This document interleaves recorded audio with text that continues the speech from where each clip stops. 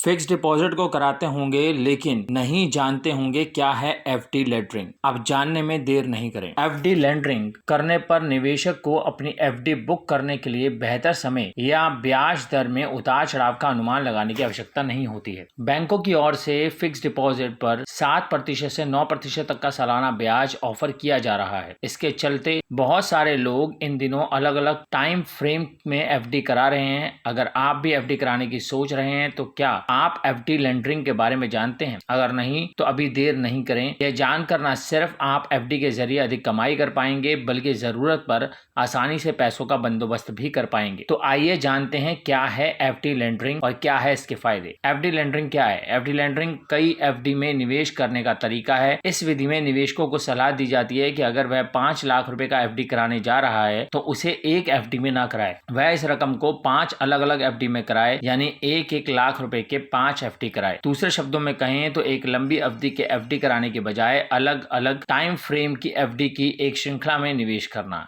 FD लेंडरिंग कहलाता है। इस तरह निवेशक को मिलता है फायदा। उदाहरण के लिए मान लेते हैं कि रमेश के पास 3 लाख रुपए हैं। वह उसे 3 साल के लिए एक मुश्त निवेश करने की बजाय 1 लाख रुपए के 3 एफडी में निवेश करता है। वह पहला एफडी 1 साल के लिए, दूसरा 2 साल के लिए और तीसरा 3 साल के लिए करता है। इसका फायदा उसे ये मिलता है कि उसे अगर बीच में 1 लाख रुपए की जरूरत पड़ती है तो उसे सभी एफडी तोड़ने की जरूरत नहीं है। वह एक एफडी तोड़कर अपना काम करवा पाएगा। इस तरह उसे कम पेनल्टी और थोड़ा इंटरेस्ट लॉस होगा, साथ ही उसकी लिक्विडिटी भी बनी रहेगी। दूसरा, 3 एफडी कराने पर उसे ज्यादा ब्याज का लाभ मिलेगा क्योंकि बैंक अलग अलग टेन्योर के लिए अलग अलग ब्याज देते हैं। इस तरह उसे ज्यादा ब्याज का लाभ भी मिलेगा। उसके एफडी पर जोखिम भी कम होगा क्योंकि वह 3 बैंकों में निवेश करेगा। बैंकों की ओर से ब्याज दर में बढ़ोतरी या कमी का भी उसे फायदा मिलेगा क्योंकि 1 साल के बाद अगर ब्याज दर बढ़ती है तो वह फिर से निवेश कर पाएगा। इस तरह वह निवेश का एक पूरा साइकिल तैयार कर पाएगा। मिलते हैं ये 4 फायदे। पहला, न्यूनतम रिटर्न से छुटकारा। एफडी लेंडर के तहत निवेशक अपनी राशि को छोटे एफडी में विभाजित करता है। इस तरह पहली एफडी के आखिरी एफडी तक 3 से 5 वर्षों के अंतराल के बाद एक एक करके उन्हें बुक करता है। पहली और आखिरी के बीच इतने लंबे अंतराल के साथ एफडी पर सबसे कम दर से कमाई करने की संभावना कम हो जाती है।